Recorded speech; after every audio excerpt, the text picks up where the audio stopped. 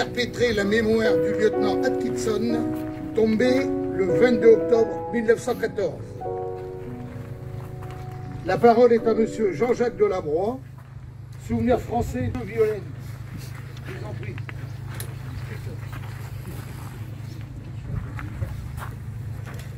Deux hommes, deux soldats. L'un venait de Pérac, en Minervois, dans l'Aude. Il se nommait Louis Barthas. Le second venait de Saint-Ulrich, en Alsace. Il se nommait Dominique, avec un K, Richer. Louis Barthas et Dominique Richer se sont retrouvés sur le champ de bataille de Violaine, où nous sommes réunis ce matin. Fin octobre 1914, à janvier 1915, Louis Barthas dans les tranchées entre Hannequin et Vermelles. Dominique Richer dans les tranchées de la ligne de front allemande face au champ de bataille de Violaine. L'un était dans l'armée française, le second dans l'armée allemande. Récit de Dominique Richer. 22 octobre 1914, attaque de Violaine. Nord de la France face aux Anglais. L'ordre fut donné d'attaquer les positions anglaises. Face à nous, le régiment de Cheshire, une entreprise insensée. Les officiers nous firent sortir de la tranchée, revolver au poing. Dès qu'ils nous aperçurent, les Anglais commencèrent à nous tirer dessus, avec toute l'intensité possible. Beaucoup d'entre nous tombèrent et Reste fit demi-tour pour rejoindre les tranchées en courant. Les blessés graves restent au sol. Certains poussaient des râles et des plaintes jusqu'au soir. Jusqu'à temps qu'ils meurent eux aussi. D'autres attaques sont tentées. Infructueuses. On restera environ 15 jours dans ces tranchées sans être relevé. Comme il pleuvait souvent, il fut rempli de boue et de saleté, à tel point que l'on restait souvent collé au sol. Nulle part petit endroit sec où l'on aurait pu s'allonger ou s'asseoir. Quant à nos pieds, on n'arrivait jamais à les réchauffer.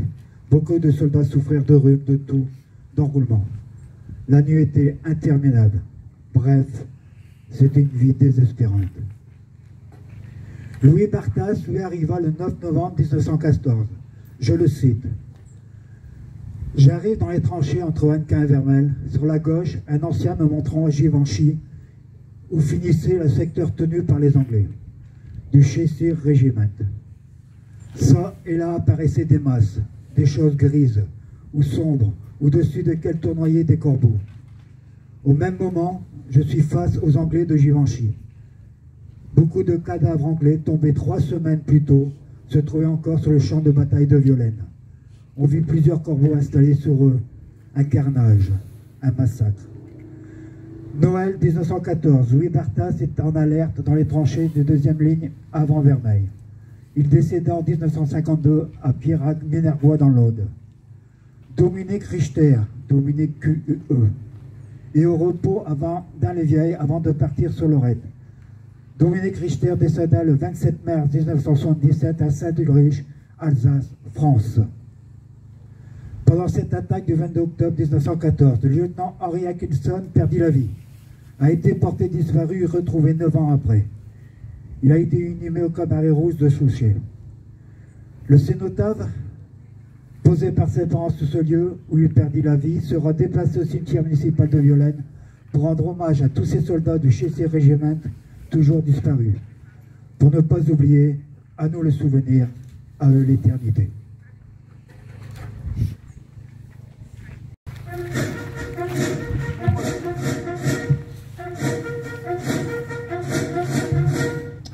Monsieur le Président du Souvenir français, Monsieur le Président des anciens combattants, Mesdames, Messieurs les porte-drapeaux, Mesdames, Messieurs les anciens combattants, Mesdames, Messieurs les élus, chers Violennois, chères Violennoises, nous sommes ici pour nous rappeler que le lieutenant Henry Noel Atkinson, né le 25 décembre 1888, est arrivé sur nos terres au mois d'août 1914.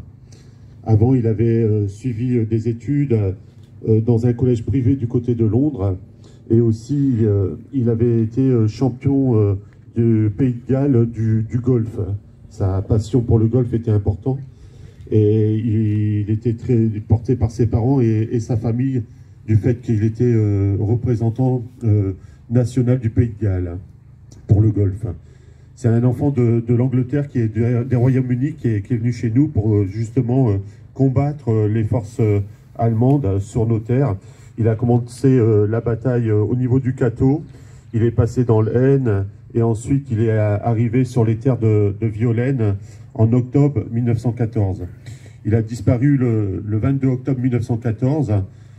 Tous ses collègues d'armement l'avaient pensé qu'il était parti sur l'hôpital de Douai militaire et ils pensaient qu'il était en train d'être soigné là-bas et qu'il avait été blessé au combat. Suite à cette démarche, personne ne le retrouvait, même pas sa famille, et les parents, en souvenir de ce qu'il a fait par rapport à son pays, avaient décidé de faire ce monument pour rendre hommage à leur fils. Il a été retrouvé ici, à 400 mètres d'ici, en 1923. Il a été retrouvé grâce à sa plaque militaire.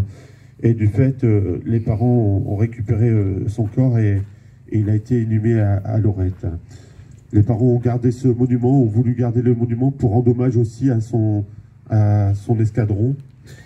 Il faut savoir qu'il a été médaillé de la DSO parce que c'était quelqu'un de très jeune. C'était l'un des plus jeunes médaillés de la DSO du Royaume-Uni.